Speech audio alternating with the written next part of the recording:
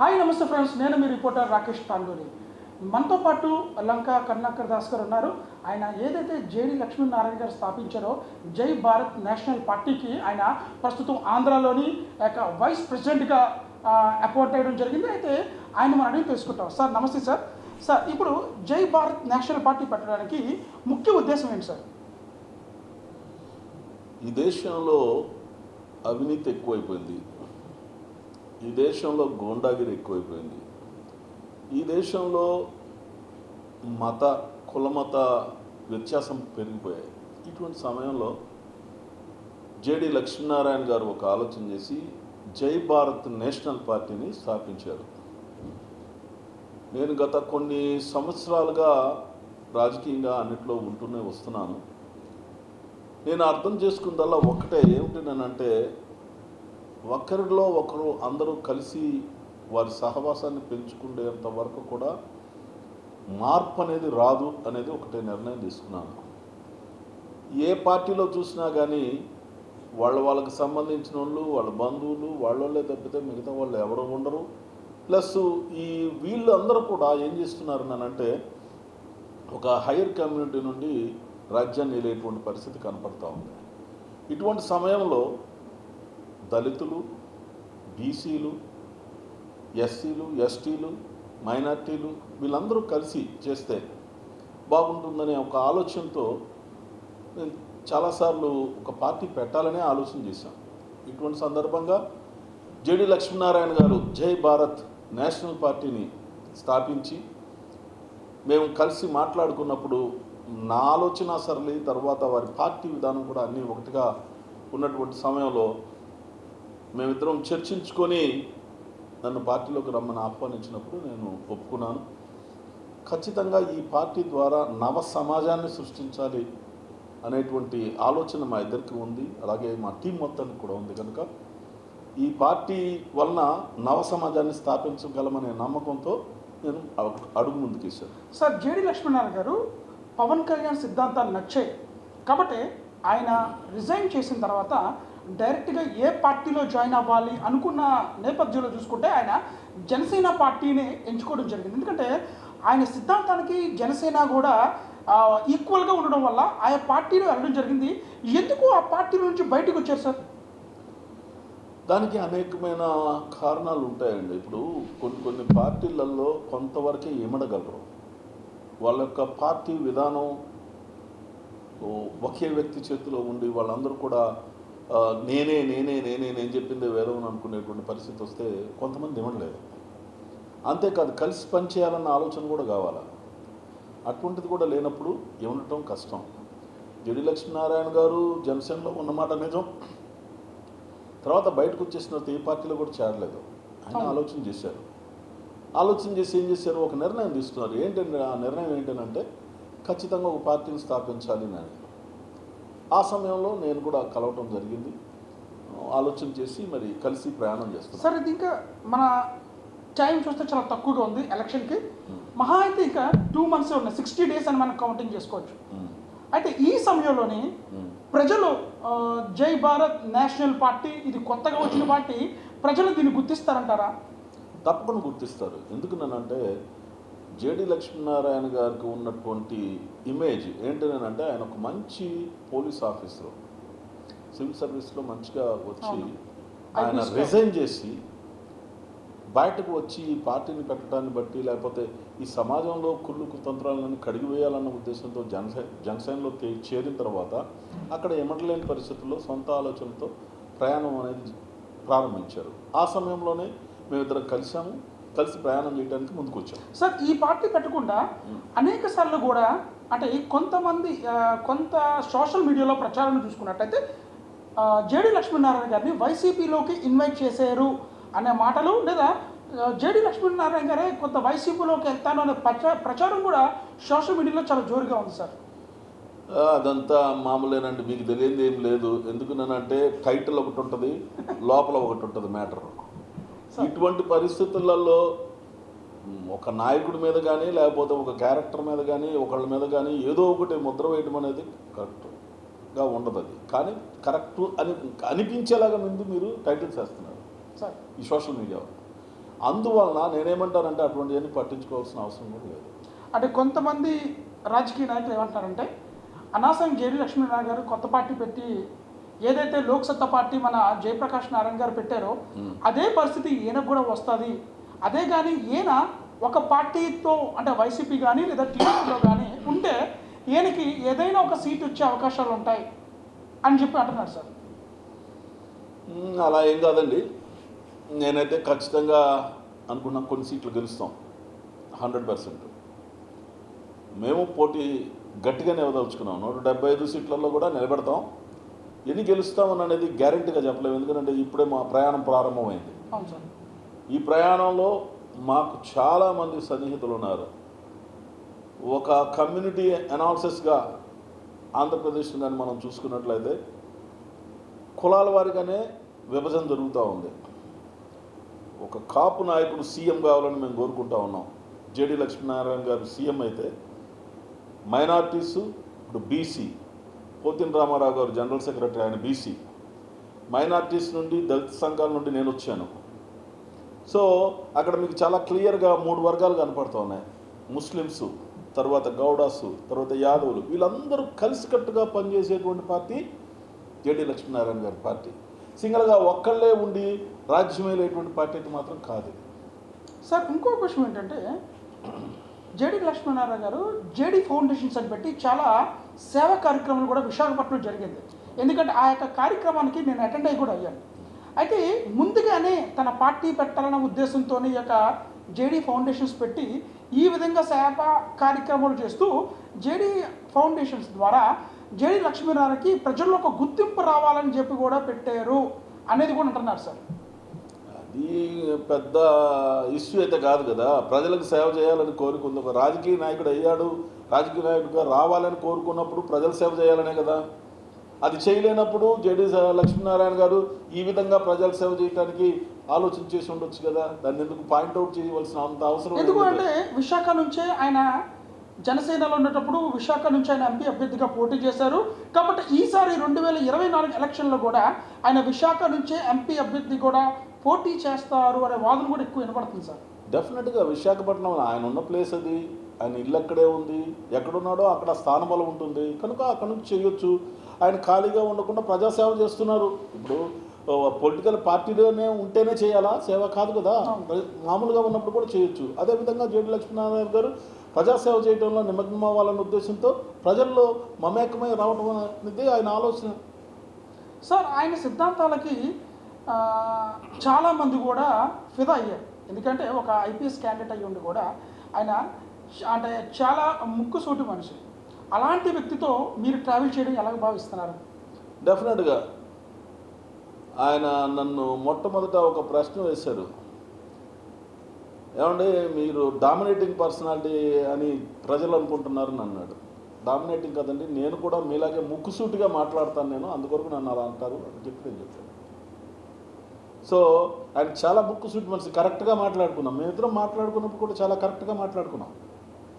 యాక్చువల్గా నేను పార్టీ పెట్టాలనుకున్నాను, కానీ ఆయన ఆలోచన సరళి చూసిన తర్వాత ఆయనతో పాటు నడవాలనేటువంటి ఆ మనసు కలిగింది. నేనంటే ఆయన యొక్క నీతి నిజాయితీని చూసిన తర్వాత, ఆయన యొక్క విధానం చూసిన తర్వాత ఖచ్చితంగా మేము ముందుకు వెళ్ళాలని ఆలోచన చేశాను. సార్ జగన్మోహన్ రెడ్డి గారు వై నాట్ 175 అనే విధానం తీసుకొస్తున్నారు. ఈసారి 2024 ఎలక్షన్కి 175కి 170 స్థానాల్లో రావాల్సిందే, అంత వర్కౌట్ మేము చేస్తాం అని చెప్పి జగన్ సర్కార్ చెప్తున్నారు, ఆ యొక్క వైసీపీ పార్టీ. అయితే ఇప్పుడు చూసుకున్నట్లయితే మీరు 175 సీట్లకు కూడా మీరు పోటీ చేయబోతున్నారు. ఇప్పుడు జగన్ వైసీపీ పార్టీతోని మీ యొక్క పార్టీ తరబడగలదా? ఒక పార్టీకి పొత్తుల గురించి కానీ లేకపోతే పోటీ గురించి నేను మాట్లాడను. ఎవరి మీద అభిమానం ఉంటుందో, ఎవరు ఏ విధంగా పనిచేశారో, వారి యొక్క గతం ఏంటో, వారి యొక్క జీవితాలు ఏంటో వాటిని చూసుకున్న తర్వాతే ప్రజలు ఓట్లేస్తారనే నమ్మకం నాకు ఉంది. అంటే మీరు ఏమైనా పొత్తులతో వెళ్తారా సార్, లేదా ఇండిపెండెంట్గా ఏమైనా ఇండివిజువల్గా మీరు పోటీ చేస్తారా? జై భారత్ పార్టీ తరఫున మేము పోటీ చేస్తాం. ఏమైనా పొత్తు ఏమైనా పెట్టుకుంటారా? అది జనసేనను ఇప్పుడు టీడీపీ జనసేన ఎరేన్స్లో ఉంది. ఇప్పటి వరకు అటువంటి ఆలోచన లేదు. ఓకే సార్, ఇప్పుడు ఏదైతే మొన్న వైసీపీ పార్టీ జగన్ గారు ఆ యొక్క పీడబ్ల్యూ గ్రౌండ్స్లో అంబేద్కర్ విగ్రహాన్ని ఆవిష్కరించారో, అయితే కొంతమంది నాయకులు ఏమంటున్నారంటే అప్పుడే విమర్శలు కూడా స్టార్ట్ అయ్యాయి. ఇదంతా జగన్ గారు ఒక దళితుల్ని ఓట్ బ్యాంక్ని మళ్లించుకోవడానికే, సానుభూతి కోసమే, సానుభూతి ఓట్లు రావడానికే ఈ కార్యక్రమాన్ని ఈ ఎలక్షన్ టైంలో నిర్వహించారు అనేది కూడా చెప్తున్నారు సార్. దీన్ని బట్టి ఏమంటారు? అంబేద్కరిస్టులు ఎవరైనా కూడా విగ్రహాల వలన ఓట్లు వస్తాయని మాత్రం అనుకోరు. డాక్టర్ బాబాసాహెబ్ అంబేద్కర్ గారు చెప్పినటువంటి మాటలు ఏంటంటే, నా విగ్రహాలను ఆవిష్కరించడం కన్నా మీ మనస్సుల్లో నన్ను పెట్టుకోండి అనేటువంటి మాటని ఆయన పలికారు. కనుక విగ్రహం పెట్టడంలో తప్పు లేదు, ఆయన అభిమానించడంలో తప్పు లేదు, ఆయన గౌరవించడంలో తప్పు లేదు. కానీ మా ఉద్దేశం అయితే మాత్రం ప్రతి ఒక్క దళితుడు కూడా, నాట్ ఓన్లీ దళితుడు, ప్రతి బీసీ, ప్రతి ఈవెన్ ఎక్సెప్ట్ సమ్ మొట్టమొదట కుల వ్యవస్థ ఉన్నప్పుడు వాళ్ళు తప్పితే మిగతా వాళ్ళందరూ ఎవరు కూడా ఓటు వేయలేని పరిస్థితుల్లో ఉన్నటువంటి వాళ్ళందరూ కూడా ఆయన్ని గౌరవించాలి, ఆయన్ని మెచ్చుకోవాలి, ఆయన్ని ఉన్నతమైన శిఖరాలలో చూడాలి. ఎందుకనంటే మీరు ఒకసారి హిస్టరీ తిరిగేస్తే పాత రోజులలో ఈ యొక్క బీసీలకు కానీ లేకపోతే ఎవరికి కూడా ఓటు హక్కు లేదు. స్త్రీలకు ఓటు హక్కు లేదు, బీసీలకు ఓటు హక్కు లేదు, దళితులకు అసలు లేదు. వీళ్ళని ఎవరిని కూడా రానివ్వాల. దీన్ని డాక్టర్ బాబాసాహెబ్ అంబేద్కర్ గారు ఆ రోజున ఫైట్ చేసి అందరికీ ఓటు హక్కు సంపాదించున్నారు కనుక అభిమానించాల్సిందే ప్రతి ఒక్కరు కూడా. కనుక మనం ఏంటంటే అలాగా ఆ కోణంలో అయితే నేను చూడాల సార్. అయితే ఇక్కడ అటు జనసేన, టీడీపీ ముఖ్యంగా నిన్న మాట్లాడుతున్నప్పుడు ఒక మాటను ప్రస్తావించారు సార్.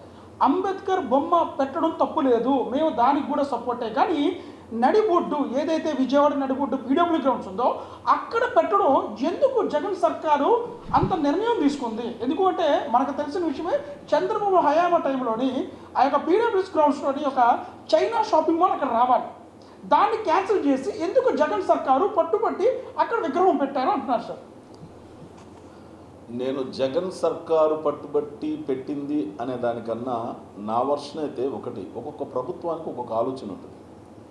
ఇప్పుడు చంద్రబాబు నాయుడు గారి ప్రభుత్వానికి ఒక ఆలోచన ఉంది, అదేవిధంగా జగన్ గారి ప్రభుత్వానికి ఆలోచన ఉంది.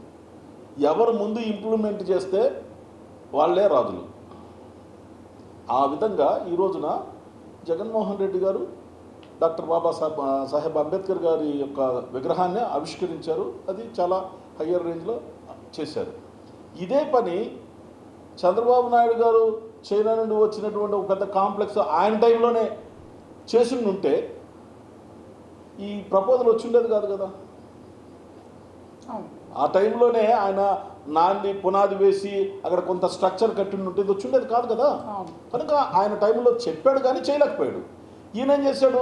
ఇంప్లిమెంట్ చేశాడు. ఆయన ఏదైతే అనుకున్నాడో దాన్ని ఇంప్లిమెంట్ చేశాడు. అంటే ప్రభుత్వంలో అధికారం వాళ్ళ పక్షాన ఉంది కనుక వాళ్ళు చేయగలిగారు. అలా చెప్తాను కానీ నేను వేరే విధంగా అయితే కాంట్రవర్సీ అయితే మాత్రం నేను మాట్లాడిన దానికి అది కాంట్రవర్సీ కాదు నా దృష్టిలో. మరి వీళ్ళైతే ఇది చేయడం తప్పే, ఎందుకు అంటే విగ్రహం పెట్టడం తప్పు కదా, కానీ అక్కడ పీడబ్ల్యూ గ్రౌండ్స్లో అనేకమైన సభలకు కానీ లేదా ఎగ్జిబిషన్స్ కానీ ఉండే ప్లేస్ ఇప్పుడు అక్కడ కట్టడం వల్ల ఎగ్జిబిషన్స్ కానీ సభలు కానీ నిర్వహించుకోవడానికి ఆస్కారం లేదు సార్ విజయవాడలో, ఎందుకంటే అదే పెద్ద ప్లేస్. అది నిజమే, ఎందుకంటే మేము కూడా చాలా మీటింగ్స్ కండక్ట్ చేసాం అక్కడ. కానీ ప్రభుత్వ నిర్ణయాన్ని మనం గౌరవించాలి. వాళ్ళకి ఫుల్ మెజారిటీ ఉంది కనుక ఆ పని చేశారు. మనమే ప్రభుత్వాన్ని ఎన్నుకున్నాం. కొంత మనం ఓటు వేసినా వేయకపోయినా కూడా మెజారిటీ వారిని ఎన్నుకున్నారు కదా, వారి అధికారాన్ని గౌరవించాల్సిందే మనం. సార్ ముఖ్యంగా జై భారత్ నేషనల్ పార్టీ యొక్క ఎజెండా ఏంటి సార్? మేము అవినీతి రహితమైనటువంటి రాజ్యం కావాలనేది మా మొట్టమొదటిది, కులరహిత రాజ్యం కావాలనేది రెండవది, అలాగే మతరహిత రాజ్యం కావాలనేది మూడవది. అంతేకాదు ప్రాముఖ్యంగా మేము అనుకుంటుంది ఏంటంటే అన్నిటికన్నా ప్రతి ఒక్కళ్ళు కూడా ఏదో ఒక కుటీర పరిశ్రమను ఏర్పాటు చేసుకొని వాళ్ళ కాళ్ళ మీద వాళ్ళు నిలబడాలి. ఎప్పుడు కూడా ప్రభుత్వంకి వెళ్ళి చేయి చాచకూడదు. వాళ్ళే ఈ యొక్క ప్రాజెక్టుని ఇంప్లిమెంట్ చేసుకొని తద్వారా వాళ్ళు ప్రభుత్వానికి ఆదాయం చూపెట్టే విధంగా ఉండాలి. ఆ విధంగా జేడి లక్ష్మీనారాయణ గారి పార్టీ కానీ మేమందరం కూడా ఆలోచన చేసినట్టు మీకు చెప్తున్నాం. ఇప్పుడు చైనా చూడండి, చైనాలో ప్రతి ఇంట్లో కుటీర పరిశ్రమ ఉంటుంది. ఫిలిప్పీన్స్కి వెళ్ళండి, ఫిలిప్పీన్స్లో ప్రతి ఇంట్లో కూడా కుటీర పరిశ్రమ ఉంటుంది దగ్గర దగ్గర. అంటే ఆ విధంగా ప్రతి ఒక్కరికి కూడా మనం చేయాలా. మనము ఓ గాలం ఇస్తాము, ట్రైన్ ఇస్తాము, దానికి హుక్ ఇస్తాము, ఆఖరికి కావాలంటే ఎర్ర కూడా పెడతాం. కానీ పట్టుకున్న తర్వాత నోట్లో పెట్టి తిని పెట్టమని అంటే అది కరెక్ట్ కాదు. కనుక పట్టుకోవాల్సిన బాధ్యత వాళ్ళది. కనుక మనం ఏంటంటే మనం అనే ఆలోచన ఏంటంటే జై భారత్ పార్టీ యొక్క లక్ష్యం ఏంటంటే మిమ్మల్ని అభివృద్ధి చేయాలి, మీ కాళ్ళ మీద మీరు నిలబడాలి, మీరు ఈ యొక్క ప్రభుత్వానికి అండగా ఉండాలి. ఓకే, ఒకసారి మీరు ఆలోచన చేయండి. ఈ రోజున ఒక మనిషి సగటున ఎంత ట్యాక్స్ కడుతున్నాడు? దాదాపు 30,000 కడుతున్నాడు. ఒక కుటుంబంలో భార్య, భర్త, 3 పిల్లలు ఉంటారు. 5 3 ఎంత? 15, అంటే 150, 1,50,000 రూపాయలు. ఇప్పుడు ప్రభుత్వం నుండి కొన్ని పథకాలు వస్తూ ఉంటాయి. అది ఏ ప్రభుత్వం అయినా కానీ పిల్లలకు స్కాలర్షిప్ రావచ్చు, లేకపోతే ఫారెన్కి వెళ్ళడానికి రావచ్చు, లేకపోతే ఇంకేదన్నా పథకాలు ఇవ్వచ్చు. ఆ పథకాలలో ఈ 1,50,000 రూపాయల్లో ఉన్న డబ్బులేగా వీళ్ళు ఇచ్చేది. సంవత్సరంలో ఈ ప్రజల కొరకు, ఈ స్కాలర్షిప్ల కొరకు, వీటిలన్నిటి కొరకు కూడా ఇచ్చే డబ్బులు మినిమమే ఉంటాయి. 10% ఇచ్చారనుకోండి, 15,000 ఇచ్చినట్టు. 15% అలాగే మనం ఒకసారి క్యాలిక్యులేషన్ చేసుకుంటే మన డబ్బులు మనకే తిరిగిస్తున్నారు. మిగతా డబ్బంతా కూడా ప్రయోజనానికి ఖర్చు పెట్టాలి, కేంద్రం కానీ రాష్ట్రం కానీ.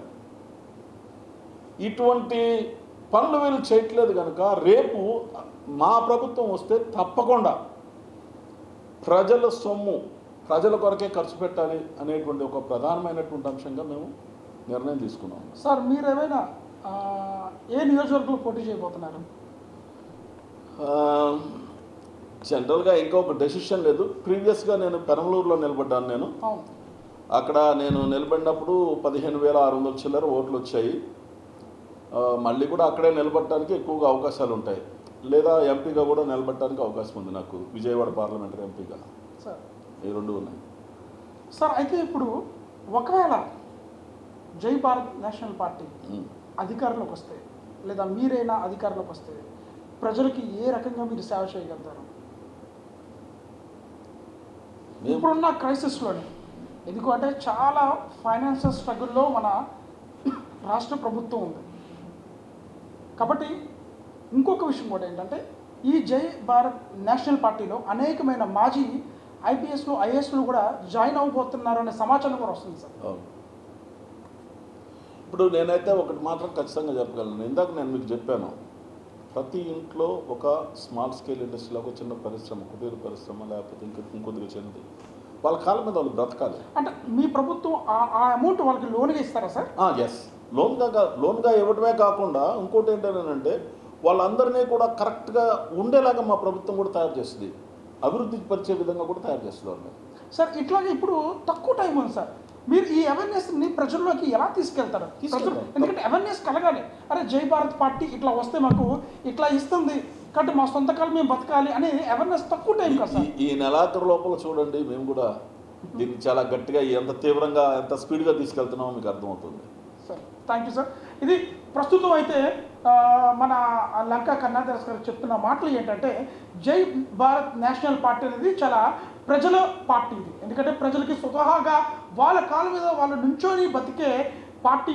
మేము వాళ్ళు బతికిస్తాం, వాళ్ళు ఎవరి దగ్గరికి వెళ్ళి చేయి చాపే అదైతే అవసరమైతే లేదు. కాబట్టి మా ప్రభుత్వం కానీ అధికారంలోకి వస్తే మేము పూర్తిగా ప్రజలకై పోరాడే పార్టీగా మాది ఉంటుంది. కాబట్టి అందుకే జేడీ లక్ష్మీనారాయణ గారు ముఖ్య ఉద్దేశం ఏంటంటే ఇది ప్రజల పార్టీ, సామాన్యుల పార్టీ అని చెప్పి ఆయన అంటుంది. Cameraman Jeevantha Rakesh, AP16 news, Vijayawada నుంచి.